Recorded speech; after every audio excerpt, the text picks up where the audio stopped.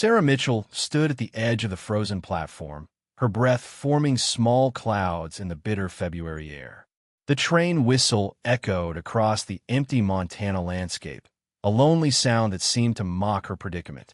Her bare heels clicked against the ice-covered wooden boards as she shifted her weight, trying to keep warm in shoes that were never meant for this harsh frontier weather. The telegram in her pocket had been brief and confusing. Come immediately. Father's business requires your presence. Trust no one. Uncle Henry. That was 3 days ago, and now she stood in the middle of nowhere, watching the last train disappear into the white horizon. Sarah had grown up in Boston, where winter meant warm parlors and hot tea served by reliable servants. Here, winter meant survival, and she was beginning to understand just how unprepared she was for this world. Her father, Jonathan Mitchell, had left Boston 6 months ago to establish what he called business interests in the Montana Territory. His letters had been cheerful, but vague, filled with promises of great fortune and new opportunities. Now, as the wind cut through her wool coat like a knife, Sarah wondered if she would ever see her father again. The small town of Copper Ridge was supposed to be just a short walk from the train station, but all she could see were endless white hills and the dark line of trees in the distance. A horse's whinny made her turn around. A tall man in a heavy coat was approaching on horseback, leading a second horse behind him. His face was weathered and serious, with the kind of deep lines that spoke of years spent outdoors in harsh conditions. He stopped his horse a few feet away and touched the brim of his hat. "Miss Mitchell, I presume," he said, his voice rough but not unkind. "I'm Tom Bradley. Your uncle sent me to fetch you." Sarah studied his face carefully. Uncle Henry had warned her to trust no one, but she had little choice. The cold was already making her fingers numb, and darkness would fall soon. "How do I know you're telling the truth?" Tom reached into his coat and pulled out a letter. Even from a distance, Sarah could see her uncle's familiar handwriting on the envelope. He said you might be cautious. Smart thinking, considering what's been happening around here. "What's been happening?" Sarah asked as she accepted the letter and quickly scanned its contents.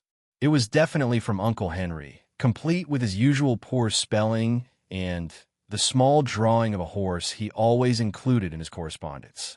"Best we talk about that once we get you somewhere warm," Tom replied, dismounting from his horse. "Can you ride?" Sarah nodded, though she hadn't been on a horse in years. Tom helped her into the saddle of the second horse, a gentle mare with kind eyes. As they began riding toward the distant trees, Sarah's mind raced with questions about what she might find in Copper Ridge. The town, when they finally reached it, was smaller than Sarah had imagined. A single main street lined with wooden buildings, most showing signs of recent construction. There was a general store, a saloon, a small church, and what appeared to be a boarding house. Smoke rose from several chimneys, and warm light glowed in the windows, creating an almost welcoming scene despite the harsh surroundings. Tom led her to the boarding house, a 2-story building with a wide front porch. "Mrs. Henderson runs this place," he explained as they tied up their horses. "She's been expecting you."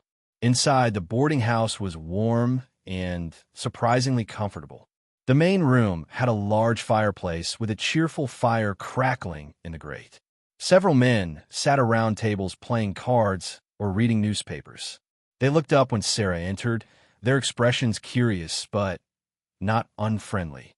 Mrs. Henderson turned out to be a plump, motherly woman with graying hair and a kind smile. "Miss Mitchell, we've been so worried about you. When the train was late, we thought you might have missed your connection in Helena." She bustled around Sarah, taking her coat and leading her toward the fireplace. "You must be frozen solid. Tom, bring some hot coffee, and see if Cookie has any of that stew left."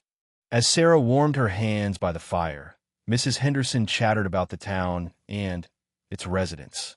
"We're a small community, but we look out for each other. Your father was well-liked here.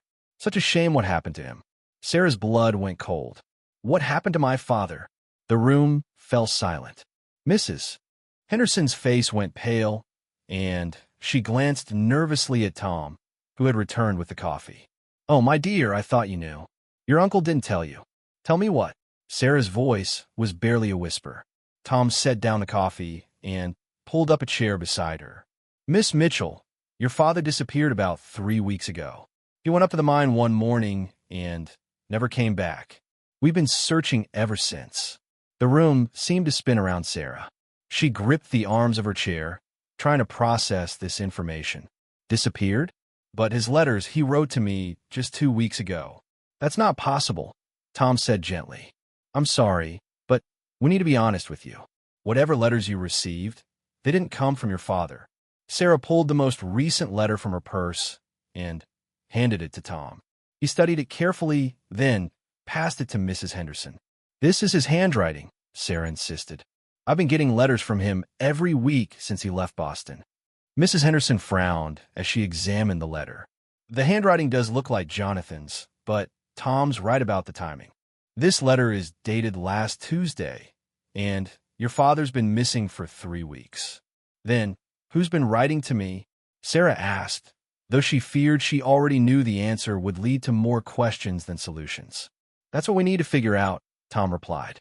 "Your Uncle Henry is convinced that your father's disappearance is connected to the mining claims he was working on. There's been some unusual activity around here lately. Strangers asking questions, people offering to buy upland claims for far more than they're worth."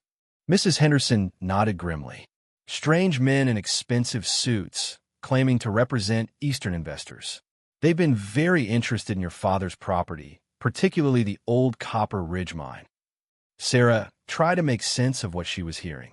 Her father had mentioned the mine in his early letters, describing it as a small operation with modest potential. Nothing that would attract the attention of wealthy investors. What makes his mine so special? "That's the question everyone's been asking," Tom said. "The mine was abandoned years ago after a cave-in. Your father reopened it about 4 months ago, but he was very secretive about what he found down there. He hired only one worker, old Pete Hawkins, and swore him to secrecy." "Where's this Pete now?" Sarah asked. Tom and Mrs. Henderson exchanged another meaningful look. "Pete disappeared the same day as your father," Mrs. Henderson said quietly. "But unlike your father, Pete's body was found a week later in the river, about 10 miles downstream." Sarah felt a chill that had nothing to do with the Montana winter. "You think he was murdered?" "The sheriff says it could have been an accident," Tom replied, but his tone suggested he didn't believe it. Pete was getting on in years, and the river was running high from snow melt. But the timing is suspicious. As if summoned by the mention of his name, the front door opened, and a man in a sheriff's badge entered, stamping snow off his boots. He was middle-aged with a thin mustache and tired eyes. "Heard Miss Mitchell had arrived," he said, approaching their group by the fireplace. "Sheriff Morgan," Mrs. Henderson said. "This is Sarah Mitchell, Jonathan's daughter." The sheriff removed his hat and nodded politely. "Miss Mitchell, I'm sorry about your father. I want you to know we're doing everything we can to find him." Sarah studied the sheriff's face, trying to read his intentions. Uncle Henry's warning about trusting no one echoed in her mind. "What exactly are you doing to find him?"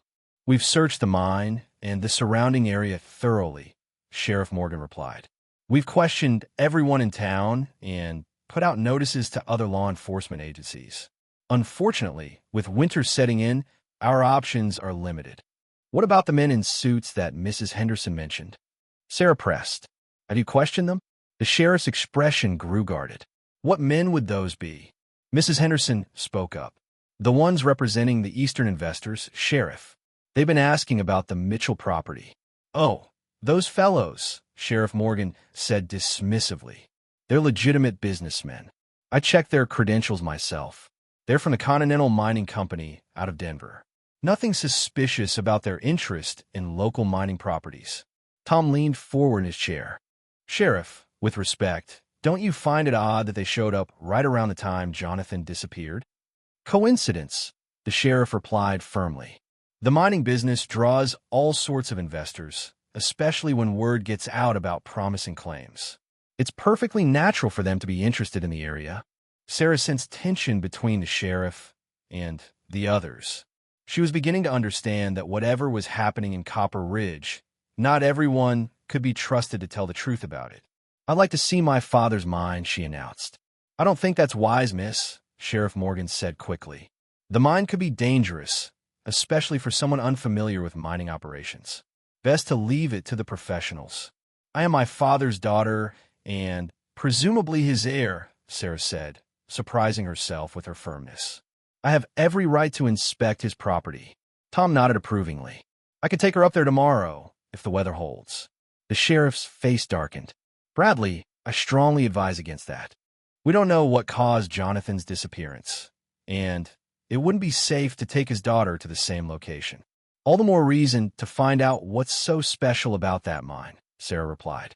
She was beginning to understand that her father's disappearance was connected to something valuable, and whatever it was, people were willing to go to great lengths to get it.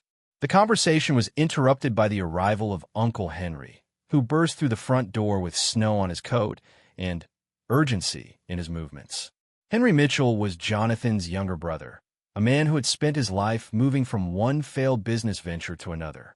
He had arrived in Montana 2 months ago, supposedly to help Jonathan with his mining operation. "Sarah," he exclaimed, crossing the room quickly to embrace her. "Thank goodness you made it safely. When the train was late, I feared the worst." As Henry hugged her, Sarah noticed that his coat smelled of tobacco and something else, something chemical and unfamiliar. "Uncle Henry," she said, pulling back to look at his face. "Why didn't you tell me about Father in your telegram?" Henry glanced nervously at the others in the room. "This isn't the place to discuss family matters," he said quietly. "Let's go up to your room, and I'll explain everything." Sarah followed her uncle upstairs to a small but clean room with a window overlooking the main street. Once the door was closed, Henry's demeanor changed completely. The nervous, scattered man she remembered from Boston was gone, replaced by someone who seemed focused and determined.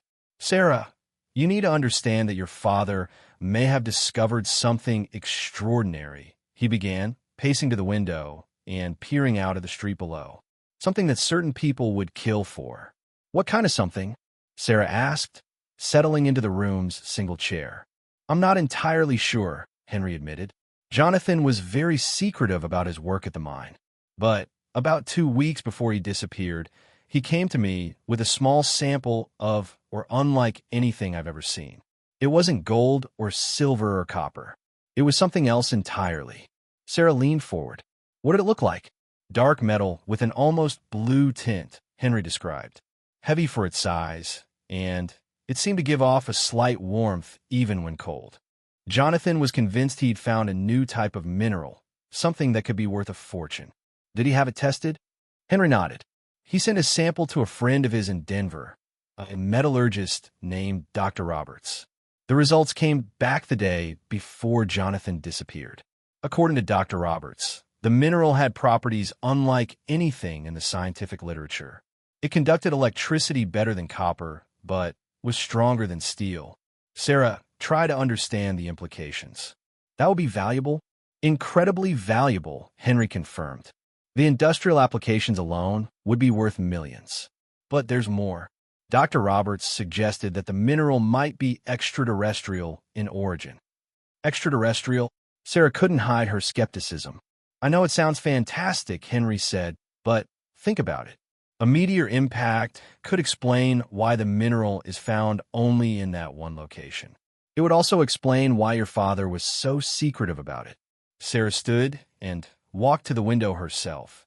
Below, the main street was quiet, but she could see warm light in the saloon and movement in the general store. It looked like a normal frontier town, not a place where men disappeared over mysterious minerals. "Uncle Henry, if Father discovered something so valuable, why didn't he simply file proper claims and protect his interests legally?" "Because he didn't know who to trust," Henry replied. "Word had already leaked somehow.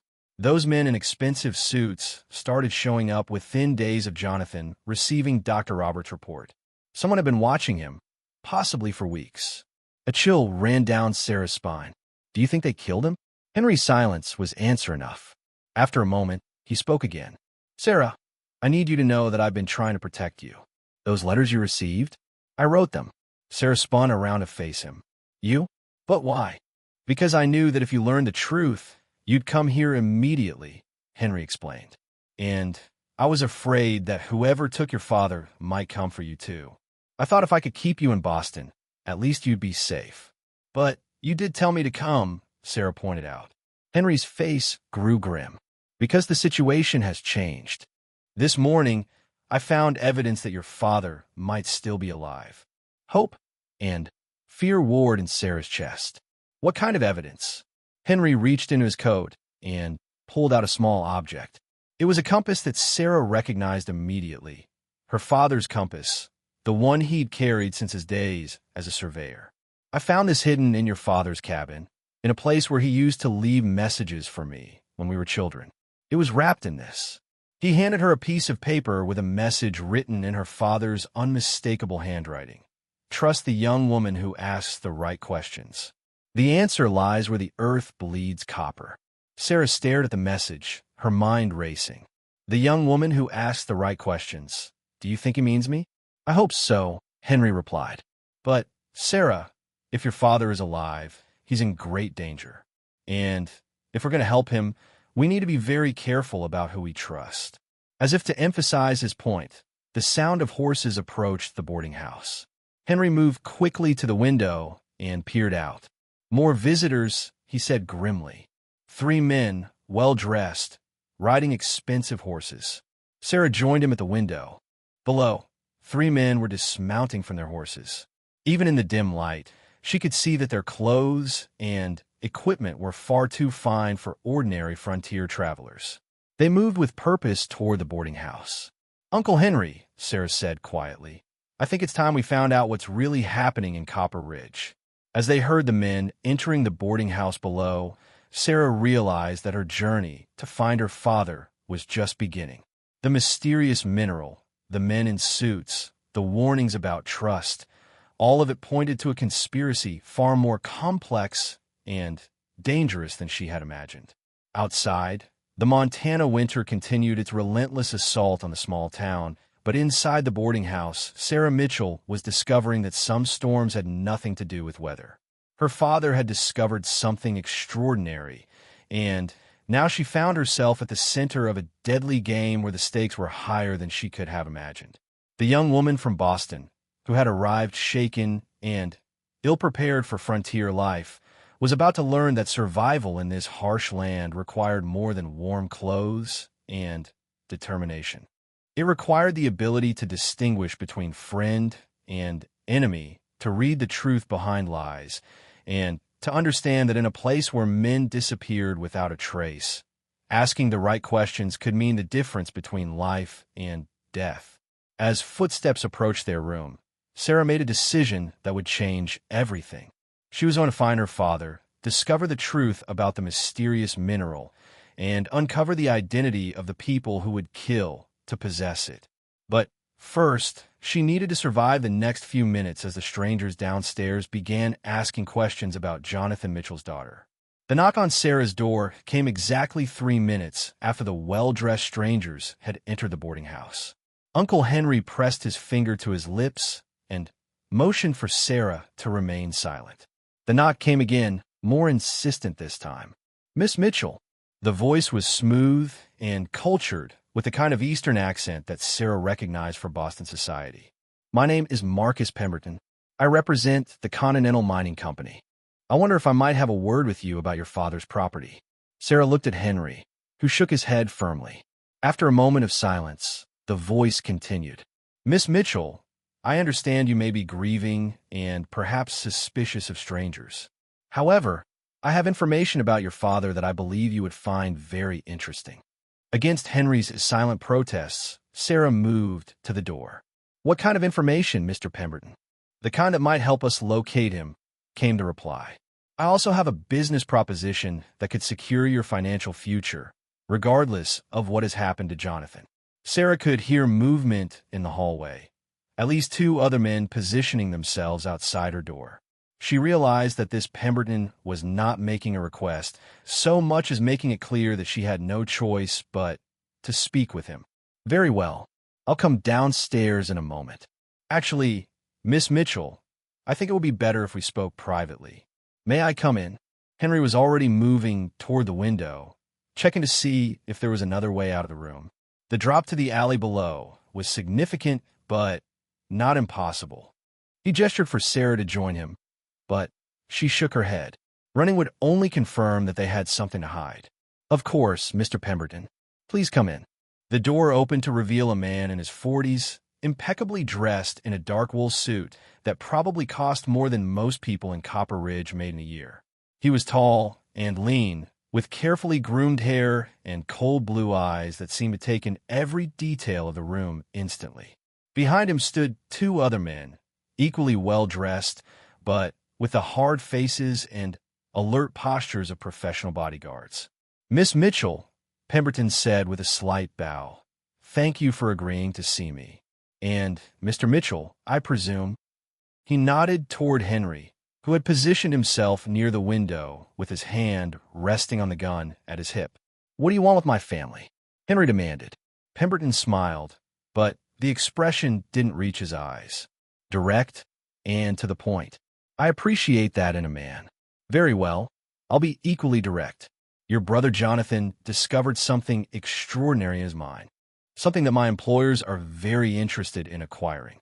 "And who exactly are your employers?" Sarah asked, trying to keep her voice steady. "Men of vision and considerable resources," Pemberton replied. "Men who understand that the future belongs to those who can harness new technologies and new materials.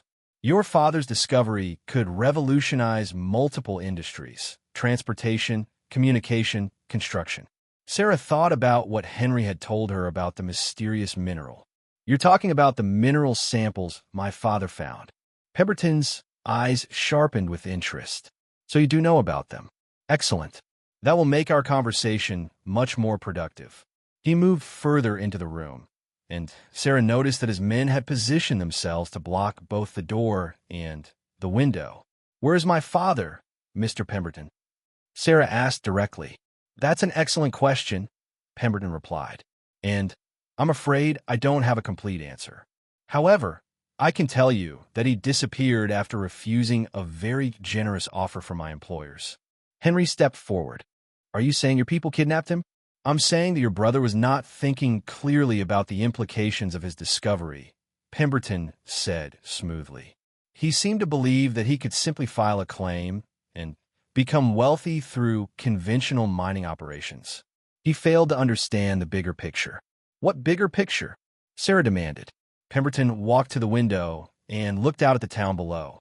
"Miss Mitchell, your father discovered what appears to be a meteorite impact site containing materials not found anywhere else on Earth. The strategic value of such a discovery cannot be overstated. Nations have gone to war over far less significant resources." Sarah felt a chill as she realized the scope of what they were dealing with. "You're saying this is bigger than just money?" "Much bigger," Pemberton confirmed. "The applications for this material could change the balance of power between nations. Imagine weapons that are lighter and stronger than anything currently possible. Communication devices that could work across vast distances without current limitations. Transportation systems that could revolutionize how goods and people move around the world." Henry's hand tightened on his gun. "And you think that gives you the right to murder people for it?" "Murder?" Pemberton looked genuinely surprised. "Mr. Mitchell, I assure you that my employers prefer to conduct business through negotiation, not violence. When your brother disappeared, we were as concerned as anyone.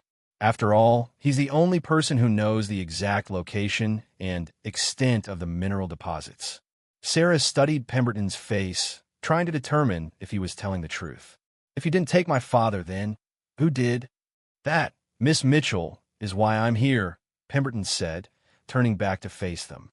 "We believe your father was taken by a competing interest. There are other parties who have learned about his discovery and who are far less civilized in their methods than we are." "What other parties?" Henry asked. "Foreign agents, most likely," Pemberton replied. "The kind of men who believe that extraordinary discoveries belong to whoever is strong enough to take them. The kind of men who would have no hesitation about eliminating anyone who stood in their way. Sarah felt overwhelmed by the implications.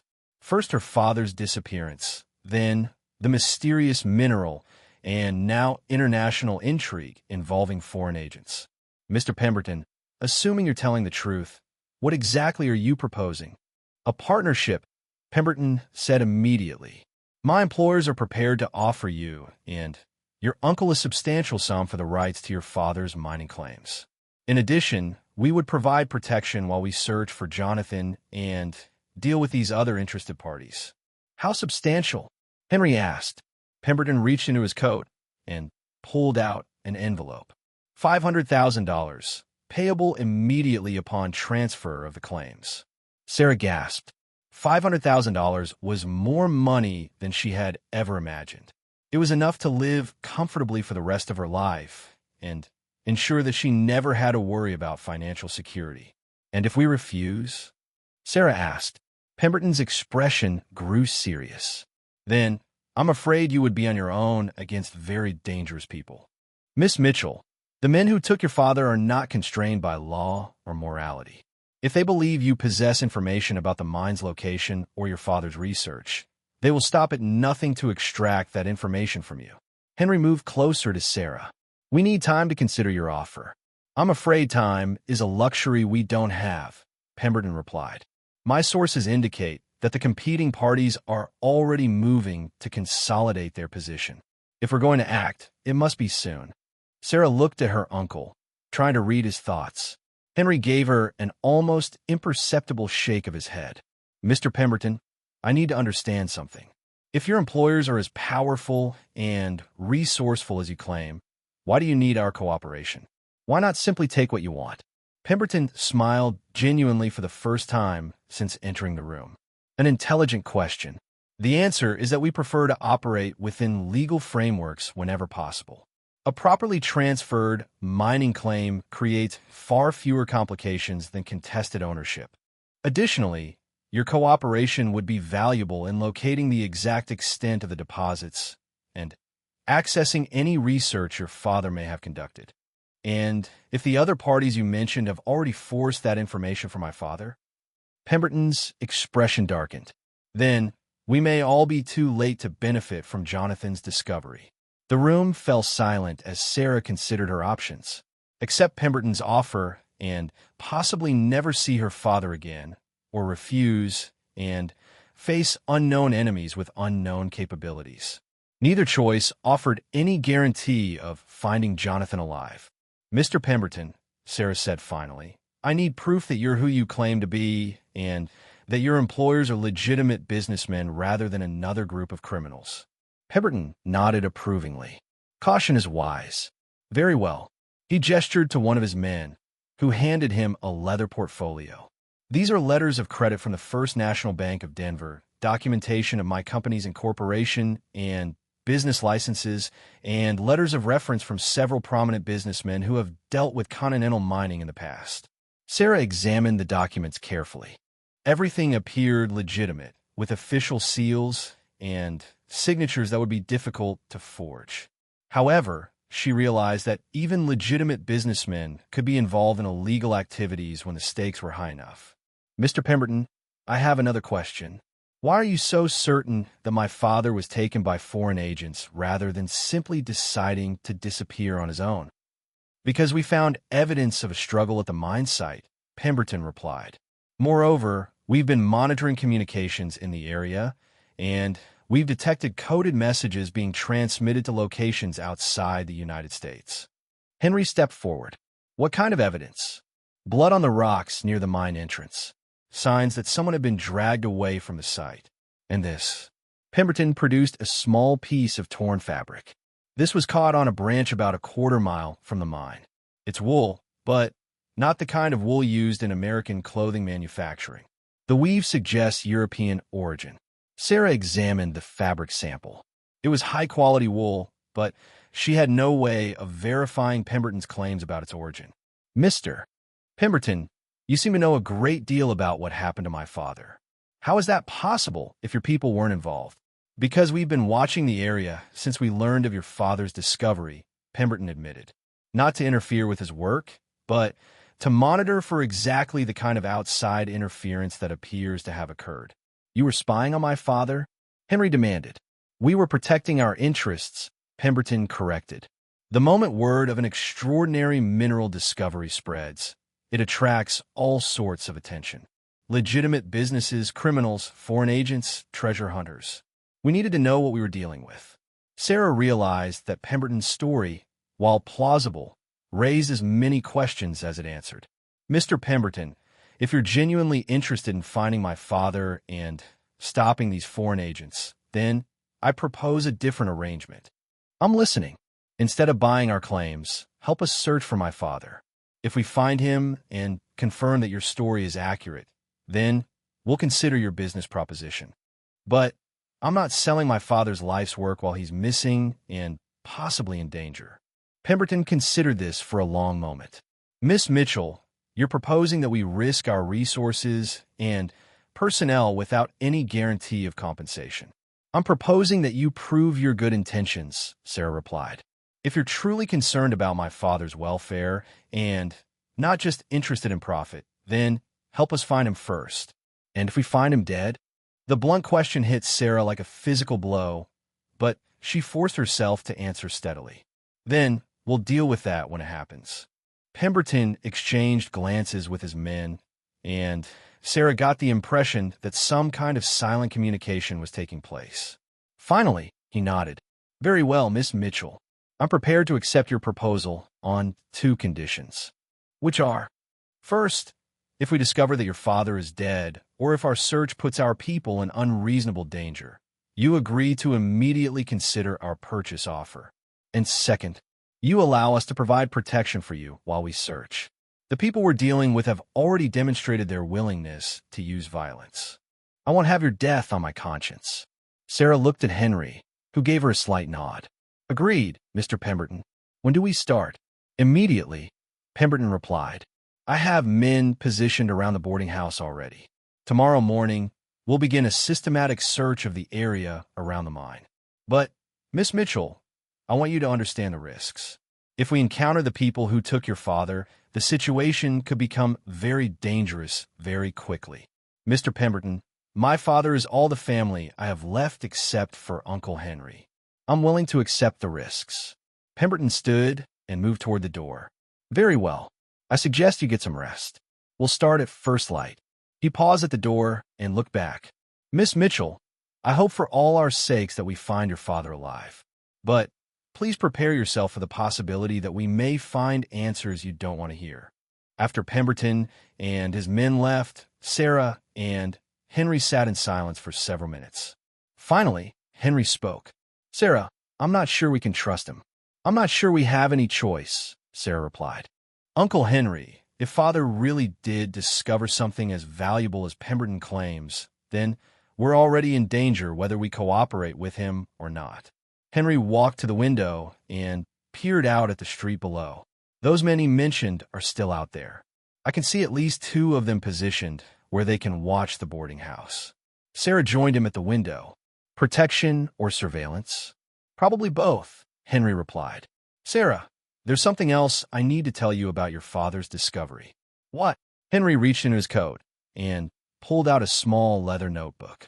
Your father kept detailed records of everything he found in the mine. I managed to retrieve this from his cabin before anyone else could find it. Sarah opened the notebook and found page after page of her father's careful handwriting, along with sketches and measurements. The entries documented his work in the mine over several months, starting with his decision to reopen the old copper mine and continuing through his discovery of the unusual mineral. As she read, Sarah began to understand the true scope of her father's find. The mineral wasn't just unusual, it appeared to be completely unique. Her father's tests had revealed properties that defied conventional understanding of metallurgy and physics. Uncle Henry, Sarah said quietly, according to this, father believed the mineral might have applications beyond what Pemberton mentioned. What do you mean? Sarah pointed to a passage in the notebook. He writes about unusual magnetic properties and something he calls energy storage capacity. He thought the mineral might be able to store and release electrical energy in ways that current technology couldn't achieve. Henry leaned over to read the passage. Sarah, if your father was right about this, we're not just talking about mining rights. We're talking about technology that could change the world. Sarah closed the notebook and looked out at the quiet frontier town below. Somewhere out there, her father was either dead or being held by people who would kill to possess his discovery. Tomorrow, she would begin a search that could lead to his rescue or confirm her worst fears. But tonight, as the Montana winter howled outside her window, Sarah Mitchell realized that she was no longer the sheltered Boston debutante who had arrived on the afternoon train. She was a woman whose father had discovered something extraordinary, and she was prepared to do whatever it took to find him and protect his legacy.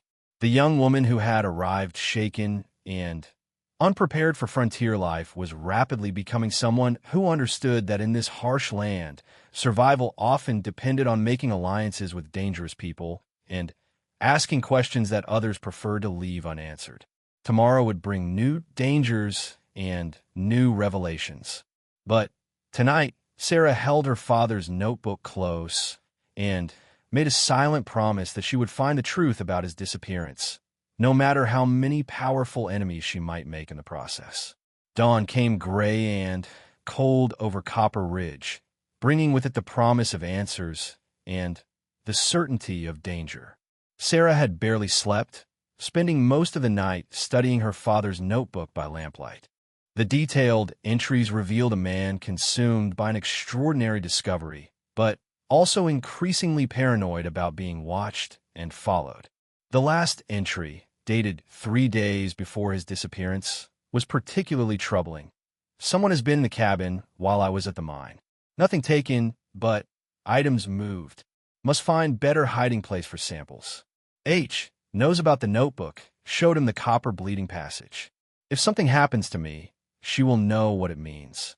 Sarah dressed quickly in the warmest clothes she had brought, though they were still inadequate for a day of searching in the Montana wilderness. Mrs. Henderson had provided her with a pair of sturdy boots that had belonged to her late husband, and Uncle Henry had found her a warmer coat from among her father's belongings. Downstairs, the boarding house was already bustling with activity.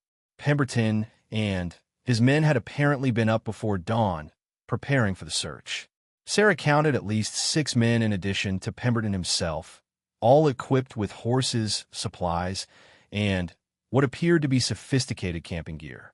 Miss Mitchell, Pemberton greeted her as she entered the main room. "I trust you slept well." "Well enough," Sarah replied, though the dark circles under her eyes probably told a different story. "Are we ready to begin?"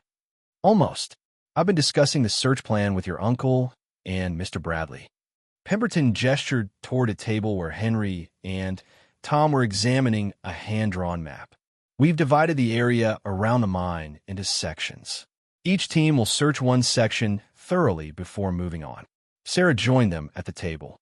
The map showed the familiar landscape around Copper Ridge, but with much more detail than she had expected. "This is very detailed for a frontier area. My employers invest in good intelligence," Pemberton replied. "We've had surveyors working this area for several weeks." Tom looked up from the map with a frown. "Several weeks? That would mean your people were here before Jonathan disappeared.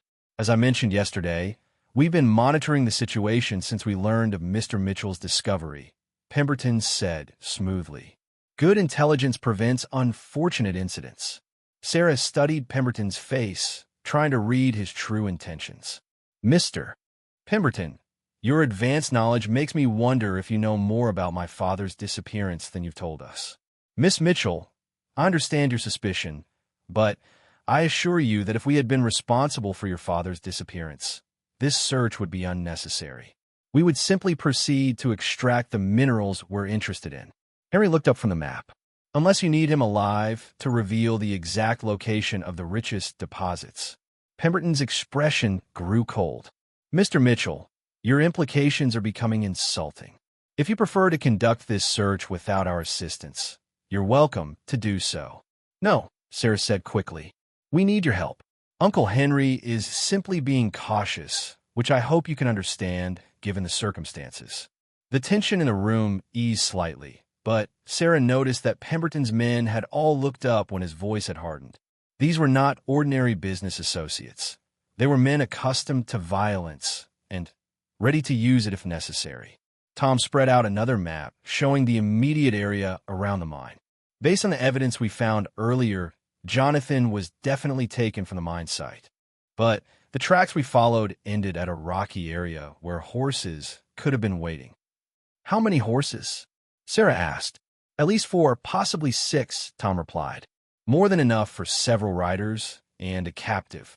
Pemberton pointed to several locations on the map. My men have identified 3 possible destinations where a group could hide someone for an extended period. An abandoned logging camp about 10 miles northeast, an old trapper's cabin near the river, and a series of natural caves in the hills to the west. We'll start with the logging camp, Sarah decided. It's the most isolated and would provide the best cover for anyone wanting to stay hidden. Miss Mitchell, Pemberton said carefully, I should warn you that if we do find your father, we may also find his captors. The men we're dealing with are likely to be armed and desperate. Sarah thought about her father's notebook and the revolutionary discovery it described. Mr. Pemberton, desperate enough to kill witnesses? Desperate enough to do whatever they believe necessary to protect their investment, Pemberton replied grimly. The search party left Copper Ridge just as the sun was beginning to break through the gray winter clouds. Sarah rode between Uncle Henry and Tom, with Pemberton's men forming a protective perimeter around them. The cold was bitter, but the physical discomfort was nothing compared to the anxiety gnawing at her as they traveled deeper into the wilderness. The abandoned logging camp turned out to be exactly that, abandoned. The buildings were empty and showed no signs of recent occupation. However, they did find evidence that someone had been there within the past few weeks. Fresh horse droppings, the remains of recent campfires, and food scraps that hadn't yet been completely scavenged by wild animals. Someone was definitely here, Tom concluded after examining the site thoroughly. But not recently enough to be your father's captors. Pemberton's men had spread out to search the surrounding area, and one of them returned with disturbing news. Found more tracks leading away from here, he reported. Looks like whoever was here left in a hurry, maybe a week ago. In a hurry? Sarah asked. How can you tell? The man pointed toward a line of trees beyond the camp. Gears scattered along the trail, like they dropped things while running. And the tracks show horses moving fast, not the careful pace you'd expect from people trying to stay hidden. Sarah felt a chill that had nothing to do with the Montana winter. Running from what? Or from whom? Pemberton added grimly. He gestured for his men to gather around. This changes our search priorities. If the people we're looking for were forced to abandon this location, they may have moved to one of the other sites more quickly than we anticipated. Henry studied the abandoned campsite with a worried expression. Or they may have been found by whoever they were hiding from. The implications hung in the cold air as the search party prepared to move to the next location. As they rode toward the old trapper's cabin, Sarah noticed that Pemberton's men had become more alert and watchful. Whatever had driven the previous occupants from the logging camp might still be in the area. The trapper's cabin sat in a small clearing beside a frozen stream, its log walls weathered but still solid. Smoke rising from the chimney indicated that unlike the logging camp, this location was definitely occupied. Pemberton signaled for his men to dismount and approach on foot. Miss Mitchell, I want you to stay back with your uncle until we know what we're dealing with. If my father is in there, I want to be the first person he sees, Sarah protested. If your father is in there, you may not like what you find, Pemberton replied bluntly. Let my men confirm the situation first. Sarah watched from behind a stand of trees as Pemberton's men surrounded the cabin. The silence was broken by the sound of the front door opening, and an elderly man emerged with his hands raised. Don't shoot, the man called out. I'm alone here, and I don't want any trouble. Pemberton approached the man cautiously. Are you the owner of this cabin? Name's Jake Murphy, the old man replied. I've been trapping in these parts for 20 years. This is my winter cabin. Have you seen any other people in the area recently? Pemberton asked. A group of men, possibly with a prisoner. Murphy's weathered face grew thoughtful. Matter of fact, I did see something strange about 5 days ago. Group of riders went by in the middle of the night, heading toward the caves up in the hills. Woke me up because horses don't usually travel these trails in the dark unless someone's in a real hurry. Sarah's heart leaped with hope. Could you see how many riders? Murphy squinted at her through the trees. You can come out, miss. I already knew you were there. As Sarah approached, he continued. Looked like maybe 5 or 6 riders. Hard to say for sure in the dark, but one of the horses was carrying double. Double? Henry asked quickly. 2 riders, or 1 rider with someone tied across the saddle. Murphy confirmed grimly. Either way, it didn't look like a pleasure ride. Pemberton examined the trail beyond the cabin, following the direction Murphy had indicated. How far to these caves? About 3 miles up into the hills, Murphy replied. But it's rough country, especially in winter. Lots of places where a person could get lost or hurt if they don't know the area. Tom joined them from where he had been examining the ground around the cabin. Found tracks that match what we saw at the logging camp. Same horses, same number of riders. Sarah felt hope and fear warring in her chest. They were on the right trail, but the mention of someone tied across a saddle suggested her father might be injured or worse. Mr. Murphy, these caves, are they large enough to hide a group of people?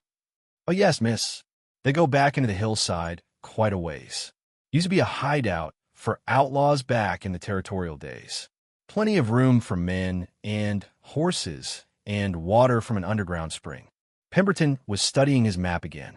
Mr. Murphy, would you be willing to guide us to these caves? The old trapper looked thoughtful. Depends on what kind of trouble you're expecting to find up there. I'm too old to get involved in shooting wars. We're not looking for a fight, Sarah said quickly. We just want to find my father and bring him home safely. Murphy's expression softened. Your father, miss? The mining fellow from back in town. You knew my father? Sarah asked hopefully. Met him a few times when he was working the old copper mine. Seemed like a decent man, not like some of the rough characters who show up around mining claims. Murphy nodded decisively. All right, I'll take you up to the caves. But if shooting starts, I'm finding cover and staying there until it's over. As they prepared to resume the search, Sarah noticed that the afternoon light was beginning to fade. Winter days were short in Montana, and they would soon be traveling in darkness. She also noticed that Pemberton's men had become increasingly tense as they moved deeper into the wilderness. Mr. Pemberton, Sarah said quietly as they mounted their horses, your men seem worried about more than just finding my father. Pemberton's expression was grim. Miss Mitchell, I haven't told you everything about the people we may be dealing with.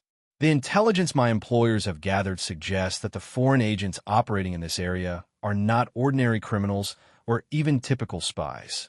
What do you mean?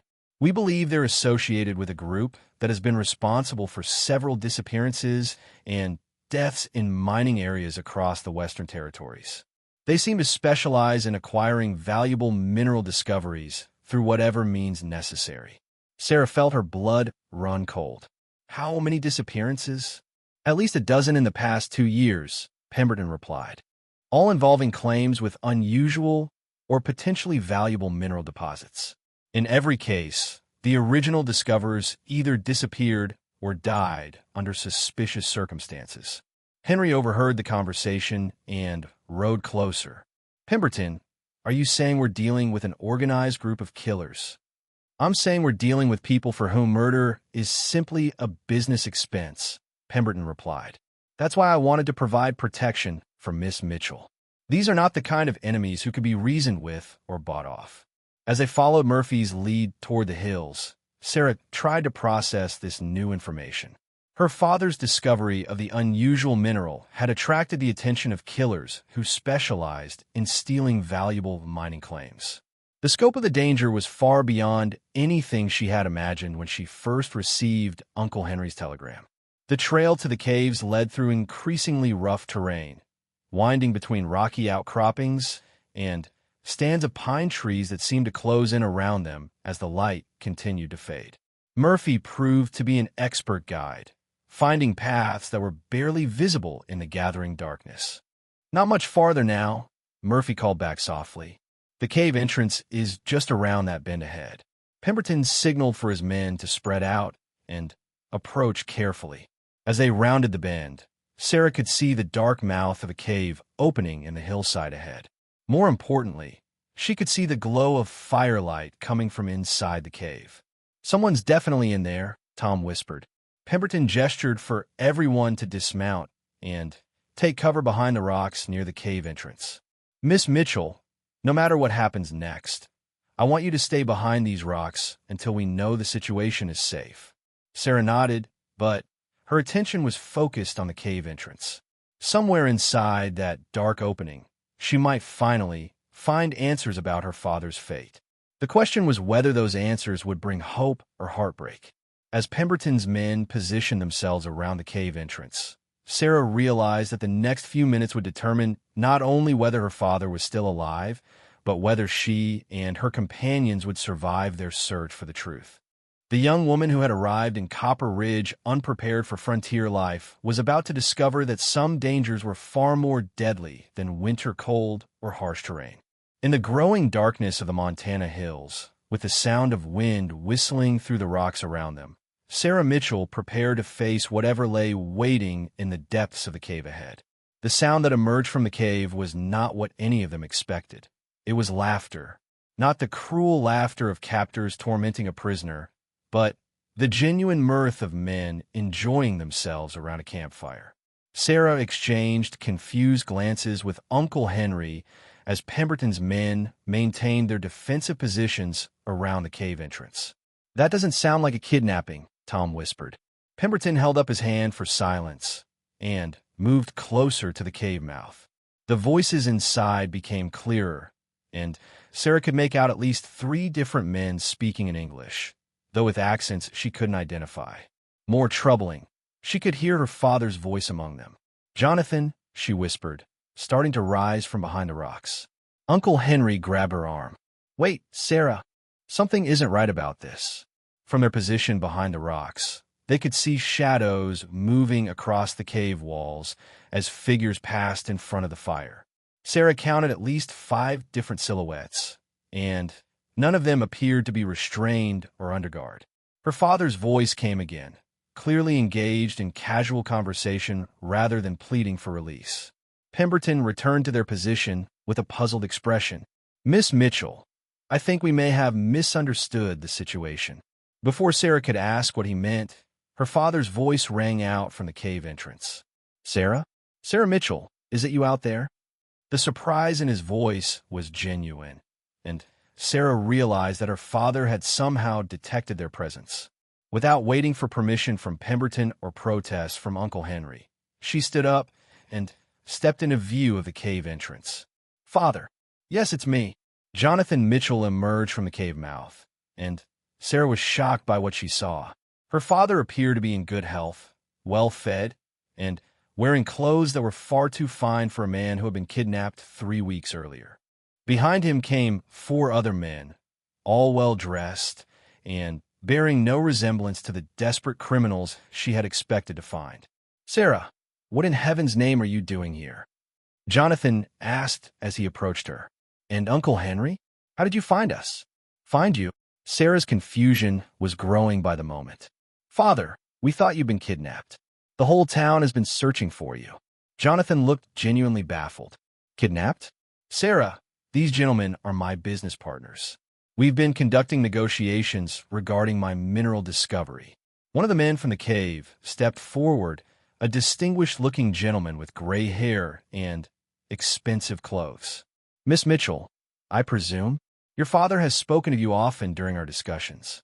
I am Dr. Victor Kozlov, representing certain European interests in advanced metallurgy." Sarah's mind raced as she tried to understand what was happening.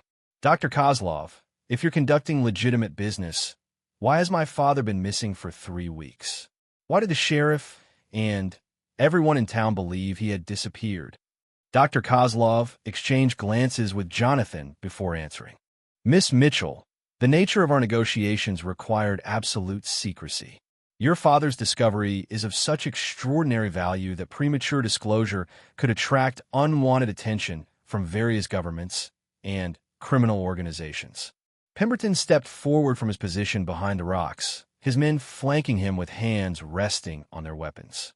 Dr. Kozlov, I am Marcus Pemberton, representing the Continental Mining Company. We have been searching for Mr. Mitchell under the assumption that he had been taken by hostile parties. Dr. Kozlov's expression grew cold as he recognized Pemberton. Ah, Mr. Pemberton. Yes, your organization has been quite persistent in attempting to interfere with our negotiations. Interfere? Pemberton's voice carried a dangerous edge. Doctor, my employers have a legitimate interest in any mineral discoveries in this territory. Jonathan stepped between the two men, clearly sensing the rising tension. Gentlemen, perhaps we should all return to the cave and discuss this situation calmly. Sarah, you must be cold and tired after searching for me. As they moved into the cave, Sarah was surprised by what she found inside. Far from the crude hideout she had expected, the cave had been equipped as a comfortable temporary residence. There were sleeping areas with proper bedding, a well-organized cooking area, and even a makeshift laboratory where her father had apparently been conducting experiments on his mineral samples. Father, Sarah said as they settled around the fire, why didn't you send word to town that you were safe? People have been worried sick about you. Jonathan looked uncomfortable. Sarah, the situation is more complex than you might understand. Dr. Kozlov and his colleagues have made me an offer that could change our family's fortune forever.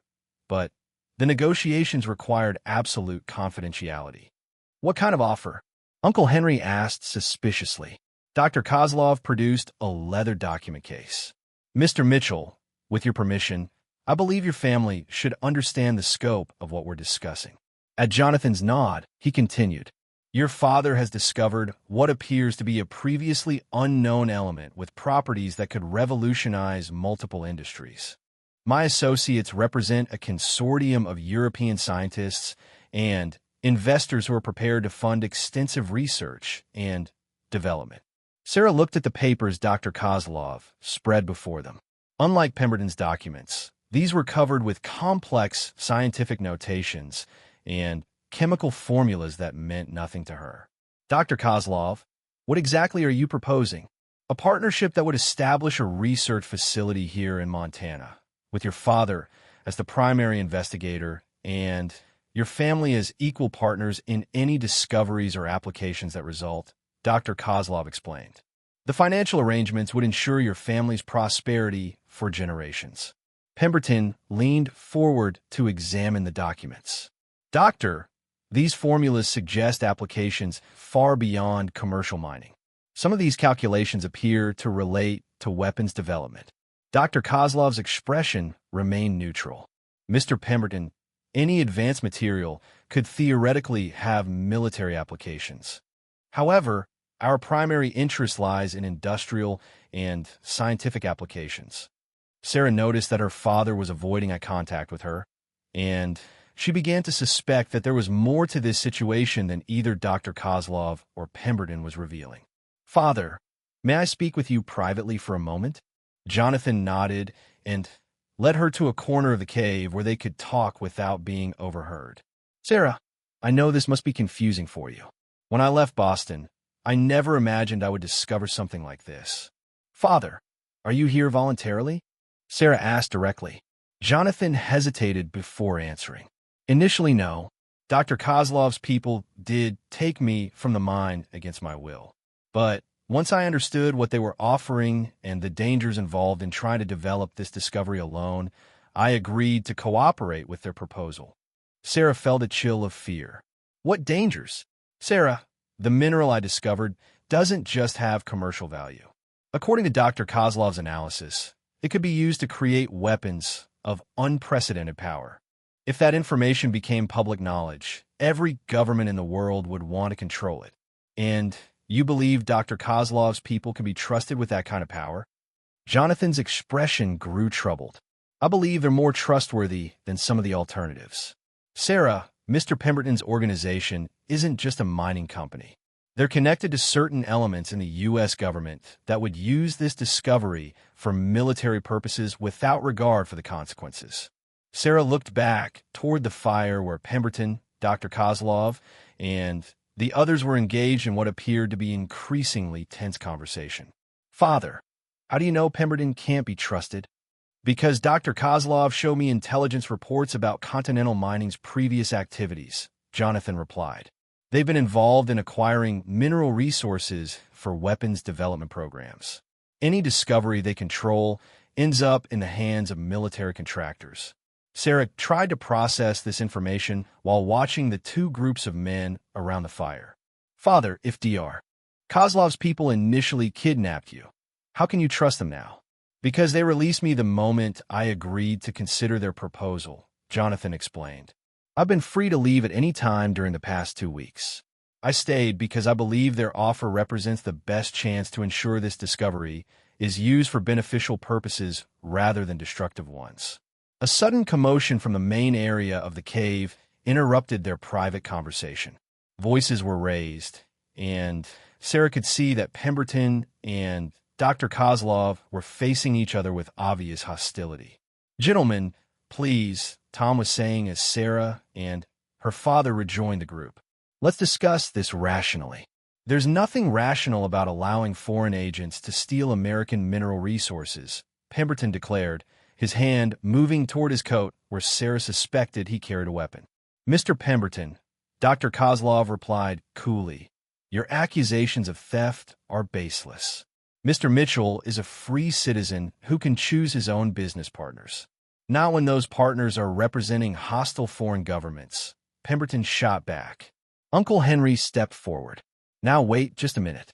What evidence do either of you have about the other's true intentions?" Pemberton reached into his coat and produced a telegram. "This message was intercepted by government agents 3 days ago. It's addressed to an office in St. Petersburg and contains detailed information about Mr. Mitchell's discovery." Dr. Kozlov examined the telegram with apparent calm. "Mr. Pemberton, this document could easily be forged. Moreover, even if it were genuine, sharing scientific information with international colleagues is hardly evidence of espionage." "Scientific colleagues?" Pemberton's voice was rising. "Doctor, my information indicates that your consortium includes several individuals with direct connections to the Russian military." Sarah watched this exchange with growing alarm. Her father's discovery had attracted not just competing business interests, but apparently competing government agencies as well. The implications were staggering. "Father," she said quietly, "exactly how valuable is this mineral?" Jonathan looked around the cave at the tense faces surrounding them.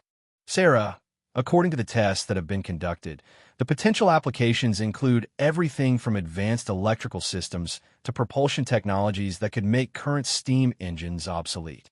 "Propulsion technologies?" Sarah repeated. Dr. Kozlov nodded gravely. "Miss Mitchell, your father has essentially discovered a new form of stored energy. The implications for transportation, manufacturing, and, yes, unfortunately, weapons development are almost unlimited." Pemberton stepped closer to Jonathan. "Mr. Mitchell, I'm prepared to offer you and your family protection and compensation if you'll agree to transfer your claims to American interests. But I need your decision now." "Protection from whom?" Jonathan asked. "From Dr. Kozlov's associates, who will certainly eliminate you once they've extracted all the information they need about your discovery." Dr. Kozlov smiled coldly. "Mr. Pemberton, your dramatic accusations would be more convincing if your own organization had not been responsible for the recent deaths of several mineral prospectors across the Western Territories." Sarah felt the situation spiraling out of control. Both sides were making serious accusations, and she had no way of determining who was telling the truth. More importantly, she was beginning to understand that her father's life might depend on making the right choice between two dangerous alternatives.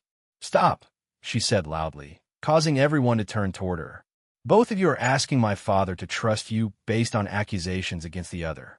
Instead of making threats, why don't you prove your good intentions?" Pemberton looked puzzled. Miss Mitchell, how would you suggest we do that?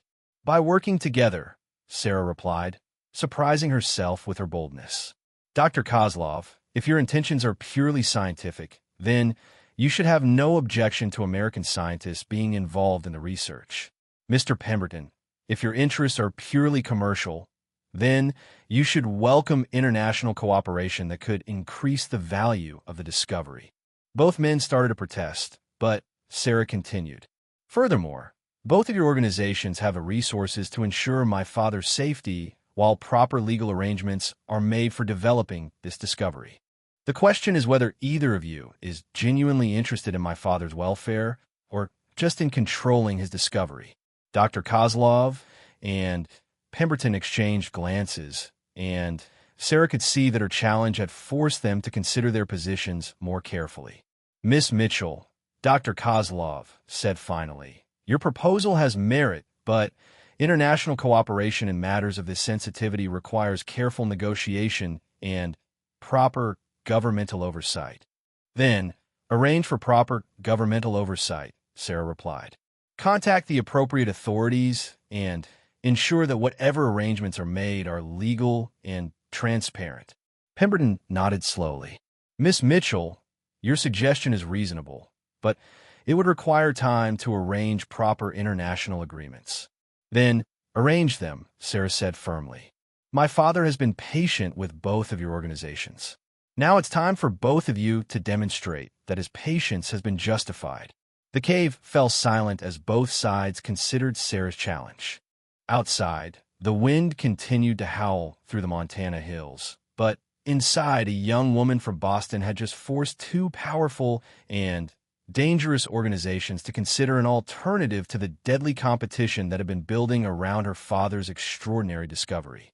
Sarah realized that she had just committed herself and her family to a course of action that could either save her father's life or put all of them in even greater danger. But as she looked at her father's face and saw hope replacing the fear that had been there moments before, she knew that she had made the right choice. The question now was whether the powerful forces that had been converging on Copper Ridge would accept her terms or decide that the Mitchell family had become too dangerous to be allowed to live. The silence in the cave stretched for nearly a minute as Pemberton and Dr. Kozlov considered Sarah's challenge. Finally, Dr. Kozlov spoke first, his voice carefully measured. Miss Mitchell, your proposal requires a level of trust that may be difficult to achieve given the current tensions between our organizations. However, I am prepared to consider international cooperation under the right circumstances. Pemberton remained silent for several moments longer before nodding slowly. The Continental Mining Company has worked with foreign partners before when the arrangements were properly structured and legally sound. Sarah sensed that both men were being cautious rather than genuinely cooperative, but their willingness to consider her proposal was a start. Then, let's discuss what those right circumstances and proper structures might look like. Jonathan stepped forward. Before we go any further, I want to make something clear to everyone here. The decision about how to proceed with this discovery ultimately rests with me and my family. We're willing to listen to proposals from both parties, but we won't be pressured or threatened into making hasty decisions. Uncle Henry moved closer to Sarah and Jonathan. That's right. And if either side tries to force our hand, we'll take our business elsewhere entirely. Dr. Kozlov raised an eyebrow. Mr. Mitchell, where exactly would you take your business? This discovery is too significant to be developed by independent parties. Maybe so, Sarah interjected, but it's also too significant to be controlled by people who can't be trusted to use it responsibly. Pemberton studied Sarah's face with new interest. Miss Mitchell, you seem to have given this considerable thought. What would you consider responsible use of your father's discovery? Sarah had indeed been thinking about this question throughout their search. Research that focuses on beneficial applications, transportation, communication, manufacturing. Development that includes proper safety protocols and environmental protections. And most importantly, arrangements that ensure the benefits are shared rather than monopolized by a single organization or government. Dr. Kozlov nodded approvingly. Miss Mitchell, Your vision aligns well with our consortium's goals. We are scientists first, businessmen second. And yet you initially kidnapped my father to force his cooperation, Sarah pointed out. Dr. Kozlov's expression grew uncomfortable. Miss Mitchell, I will not defend those methods. However, I will say that desperate times sometimes require desperate measures. When we learned that other parties were planning to acquire your father's discovery through even more extreme means, we felt we had little choice but to act quickly. What other parties? Tom asked from where he had been quietly observing the conversation. Pemberton and Dr. Kozlov exchanged glances, and Sarah got the impression that there was information both sides had been withholding. Tom, Pemberton said finally, there are at least 3 other organizations actively seeking to acquire Mr. Mitchell's discovery. The Continental Mining Company and Dr. Kozlov's consortium are just the 2 that have been willing to negotiate. What are the others? Jonathan asked. Dr. Kozlov answered grimly. One appears to be a criminal syndicate with connections to several mining operations across the Western Territories. They specialize in acquiring valuable claims through intimidation and violence. The second, Pemberton continued, is a secretive government agency that has been involved in several forced acquisitions of strategic resources. They prefer to work through legal manipulation and political pressure. And the third? Sarah asked, though she wasn't sure she wanted to hear the answer. Foreign military intelligence. Both men said almost simultaneously. Uncle Henry sat down heavily on a nearby rock. Jonathan, what exactly did you discover down in that mine? Jonathan moved to his makeshift laboratory area and returned with a small sample of the unusual mineral. Even in the firelight, Sarah could see that it had an otherworldly quality, a deep blue-black color with an almost metallic sheen that seemed to shift as the light moved across it. This is it, Jonathan said simply. It doesn't look like much, but according to every test we've conducted, it has properties that shouldn't be possible according to current scientific understanding. Dr. Kozlov pulled out a notebook filled with scientific observations. Mr. Mitchell, with your permission, I'd like to share some of our findings with your family. At Jonathan's nod, Dr. Kozlov began reading. The mineral displays unprecedented electrical conductivity while maintaining structural integrity under extreme temperatures. It appears to store electrical energy indefinitely without degradation. Most remarkably, it seems to amplify electrical current in ways that could make current power generation methods obsolete. Sarah tried to understand the implications. Dr. Kozlov, are you saying this could change how electricity is produced and used? Miss Mitchell, I'm saying this could change how everything is powered.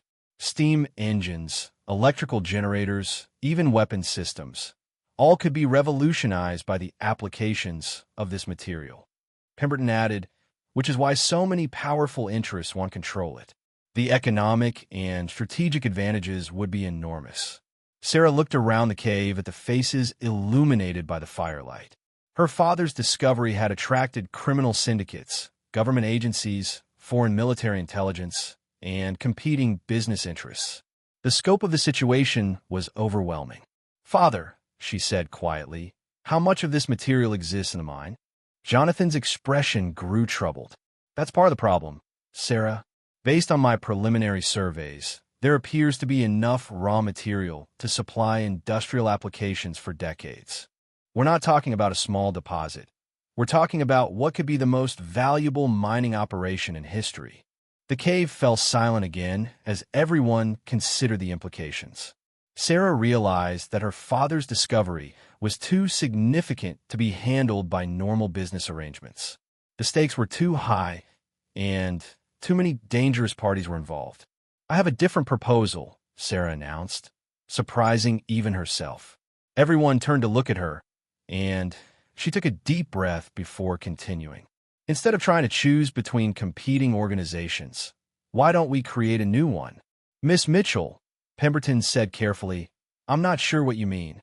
I mean an international consortium that includes representatives from all legitimate interested parties, Sarah explained. American business interests, European scientific expertise, appropriate government oversight, and independent verification of all research and development activities. Dr. Kozlov leaned forward with obvious interest. Miss Mitchell, such an arrangement would be unprecedented, but not impossible. It would also be incredibly complex to organize and manage, Pemberton pointed out. Sarah nodded. Complex, but not impossible. And it would address everyone's concerns about ensuring the responsible development of this discovery. Jonathan studied his daughter's face with obvious pride. Sarah, your proposal has merit, but it would require negotiations involving multiple governments and organizations. That could take months or even years to arrange. Then we take the time necessary to do it right, Sarah replied firmly. Father, you've spent months making this discovery. Surely we can spend a few more months ensuring it's developed properly. Uncle Henry spoke up from where he had been listening quietly. Sarah's right. This is too important to rush and too dangerous to mishandle. Tom nodded in agreement. Miss Mitchell, your proposal sounds like the most responsible approach I've heard. Dr. Kozlov and Pemberton looked at each other, and Sarah could see them weighing the advantages and disadvantages of her suggestion. Miss Mitchell, Dr. Kozlov said finally, your proposal would require unprecedented cooperation between organizations that have traditionally been competitors or even enemies. Then maybe it's time for that kind of unprecedented cooperation, Sarah replied. Dr. Kozlov, your earlier message said this discovery could benefit all humanity. Mr. Pemberton, you've emphasized the importance of legal and transparent business practices. Both of you claim to want responsible development. Here's your chance to prove it. Pemberton stood and walked to the cave entrance, looking out at the Montana wilderness. Miss Mitchell, assuming such an arrangement could be negotiated, what would be the Mitchell family's role in this consortium? Partners, not employees or sellers, Sarah answered immediately. My father discovered this material, and our family will remain involved in all decisions about how it's developed and used. Dr. Kozlov nodded approvingly. Miss Mitchell, your terms are reasonable, and your vision is admirable. However, I must point out that creating such an arrangement will require protecting your family from the other parties who are seeking to acquire this discovery through less civilized means. Which brings us back to the immediate problem, Pemberton added, turning from the cave entrance. Even if we can begin negotiations for an international consortium, we still need to deal with the criminal syndicate, the government agency, and the foreign military intelligence operation that are operating in this area. Sarah felt a chill as she realized that their negotiations had been focused on long-term arrangements while immediate dangers remained unaddressed. How much time do we have before these other parties might locate us? Not long, Tom said grimly. The tracks we followed to find this location could be